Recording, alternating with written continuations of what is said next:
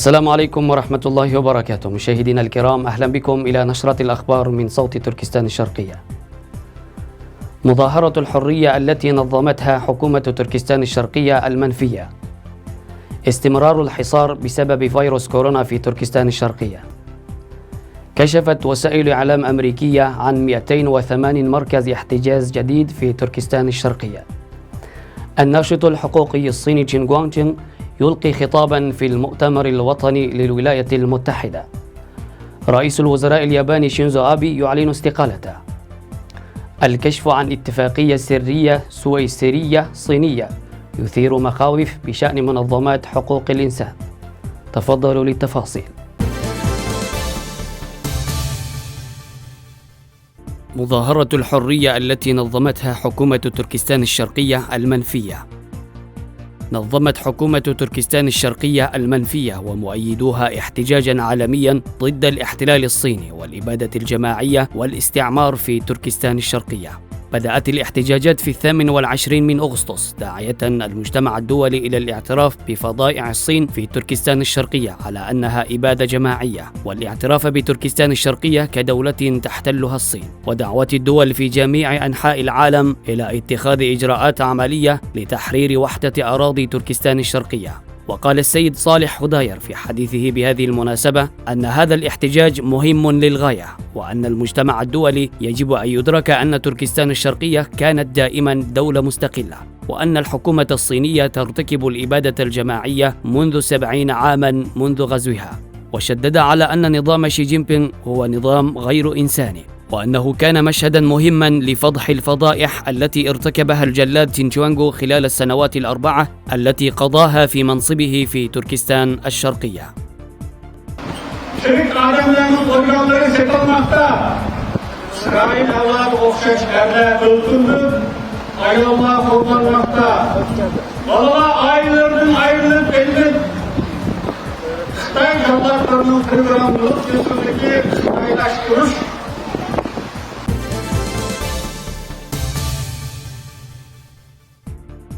استمرار الحصار بسبب فيروس كورونا في تركستان الشرقية.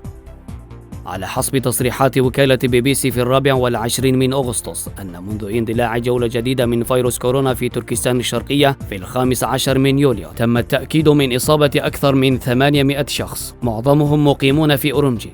منذ 17 من يوليو بعد أن أعلنت إغلاق مدينة أورمجي امتد الحصار إلى مدن أخرى في تركستان الشرقية.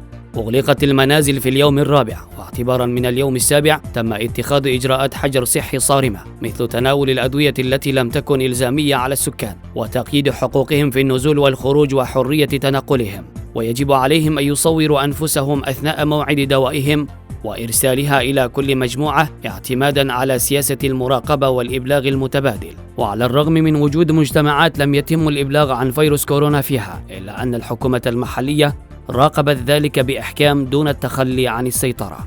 في 24 من أغسطس صرحت مركز مدينة أورمجي للوقاية من الأوبئة ومكافحتها لوسائل الإعلام عن التخفيف تدريجيا من سياسات الوقاية والمكافحة في بعض المدن بسماحهم للسكان بإقامة تجمعات خاصة، حيث أفاد بعض من السكان بسماح التجمعات الغير مزدحمة، ولكنهم لم يجيبوا على أي سؤال عن العلاج الإجباري التي يتم تداوله في تركستان الشرقية.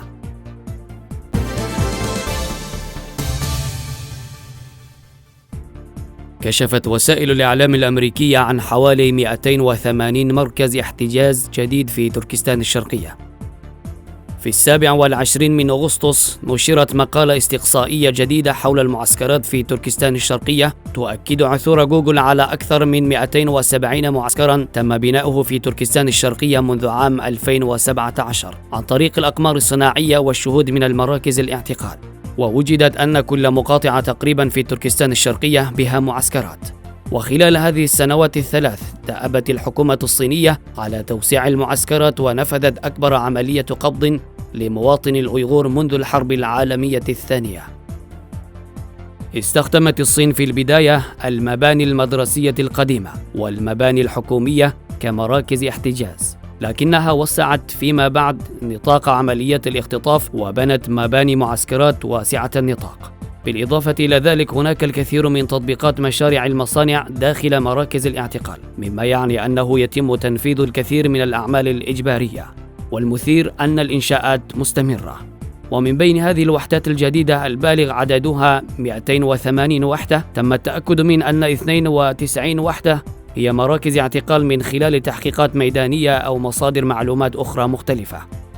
ومع توسيع المواقع الإلكتروني الكبير، اكتشفت 428 مكانا عليها علامات تدل على وجود سجون ومراكز احتجاز في تركستان الشرقية، ومعظم هذه الوحدات لديها مرافق احتجاز مثل مرافق المعسكرات والاستجواب والتحقيق ومراكز الاحتجاز أو السجون.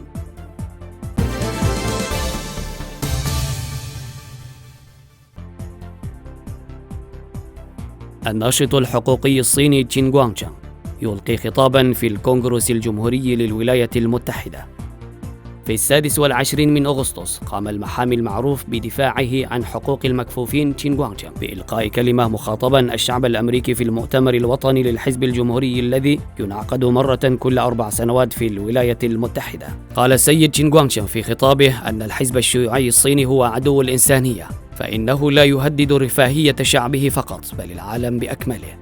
على الرغم من أن مدة خطاب السيد تشين غوانغشان لم تتعدى دقيقتان، إلا أنه أفشى الكثير عن جوهر الحزب الشيوعي الصيني، منذرا ومؤكدا إلى تجنب سياسات التهدئة التي تتبناها الصين الشيوعية، مناديا الولايات المتحدة لتحالفها مع الدول الديمقراطية الأخرى لوقف خطر عدوان الصين. في 27 من أغسطس أجرى السيد تشين غوانغشان مقابلة مع صوت أمريكا تحدث فيها عن جرائم الحكومة الصينية وعدوانها ضد الإنسانية للأمريكيين وللعالم، حيث أنها تشكل خطرا كبيرا على العالم بأسره، وأكمل مبينا أن الحزب الشيوعي يكتم شعبه من خلال ترهيبهم ولصق تهم كالإرهاب القومي والانفصالية العرقية. وأيضا وضح سعي الصين إلى كبت القيم الديمقراطية الحرة في البلدان والشعوب الأخرى. وخير مثال على ذلك هو انتشار وباء الفيروس الصيني إلى باقي أنحاء العالم، مما أدى إلى تغيير الحياة اليومية لكل شخص. فإن استمرت الولايات المتحدة بتبني سياسة التهدئة بينها وبين الصين، سيؤثر ذلك بالقضاء على الديمقراطية نهائيا، ليست في الصين فحسب بل في العالم كله. نشر الرئيس الأمريكي دونالد ترامب فيديو تشين غوانغشان على تويتر، وتجاوزت عدد المشاهدات 1.5 مليون في أقل من 24 ساعة. My family to the United States, where we are now free.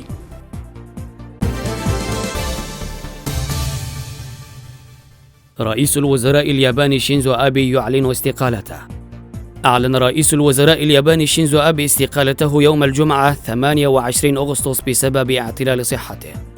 في وقت سابق نقلت وسائل إعلام يابانية عن مصادر مقربة من رئيس الوزراء قولها أن ولاية رئيس الوزراء شينزو آبي ستنتهي في عام 2021، وأنه ربما أعلن استقالته بسبب اعتلال صحته.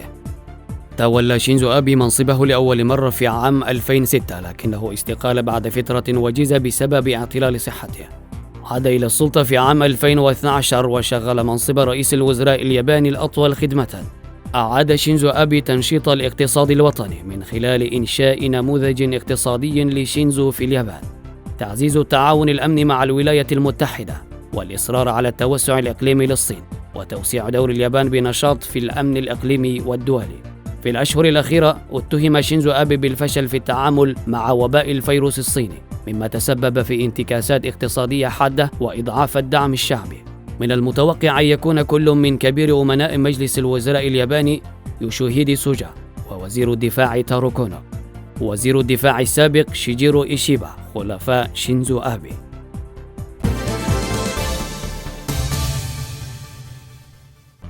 الكشف عن اتفاقية سرية سويسرية صينية يثير مخاوف بشأن منظمات حقوق الإنسان.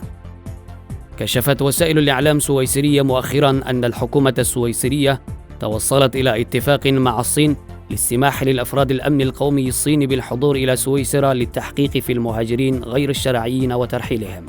لم يؤدي ذلك إلى إثارة معارضة على الساحة السياسية السويسرية فحسب، بل دعت جماعات حقوق الإنسان الحكومة السويسرية أيضا إلى عدم مساعدة الآخرين وتعليق تلك الاتفاقية السرية. سويسرا الدولة المحايدة بشكل دائم تمتلك النظام المصرفي الأكثر سرية وتعتبر أيضا محطة ضرائب لأغنى الناس في العالم. لم تكن هذه الاتفاقية الأولى، ففي عام 2015 وقعت سويسرا والصين اتفاقية سرية تقضي بإصدار سويسرا تأشيرة لمدة 14 يوما لأفراد أمن الدولة الصينيين لتمكينهم للسفر إلى سويسرا التي تتحمل نفقات الإقامة والمأكل لأفراد الأمن، والذين بدورهم يؤدون بتحديد المهاجرين الصينيين غير الشرعيين وإعادتهم إلى الصين والتحقيق معهم. وفقا لسويسينفو وهي شركة تابعة لراديو سويسرا، فقد تم الكشف مؤخرا عن أن الاتفاقية بين سويسرا والصين ستنتهي هذا العام، وأن المحادثات جارية لتمديد الاتفاقية. وأكدت أمانة الهجرة الفيدرالية السويسرية أن هناك العديد من الدول في أوروبا وليس سويسرا فقط التي وقعت اتفاقية مماثلة مع الصين، وأن الاتفاقية التي تم توقيعها في عام 2015 في سويسرا لم يتم الكشف عنها لكونها اتفاقية إدارية. أفاد مصدر من قبل الأمانة الاتحادية للهجرة أنه تمت عملية إعادة واحدة فقط منذ توقيع الاتفاقية مع الصين. عندما زار الوفد الصيني سويسرا في عام 2016 قال إنه أعاد 13 شخصا بينهم 4 من طالب اللجوء. في عام 2015 تم التوقيع سرا على الهدف الرئيسي للأفراد أمن الدولة الصينيين للذهاب إلى سويسرا والعودة إلى الوطن، حيث كان من الممكن القبض على المسؤولين الذين فروا عبر الإنتربول وسويسرا والصين. أثارت هذه الاتفاقية الشكوك والتساؤلات كمن هم، وما نوع الاتفاق السري الذي وقعته الحكومة السويسرية مع الصين، ووجود أو عدم وجود الحق للشعب السويسري في التدخل في تلك الشؤون. نهاية النشرة، إلى اللقاء.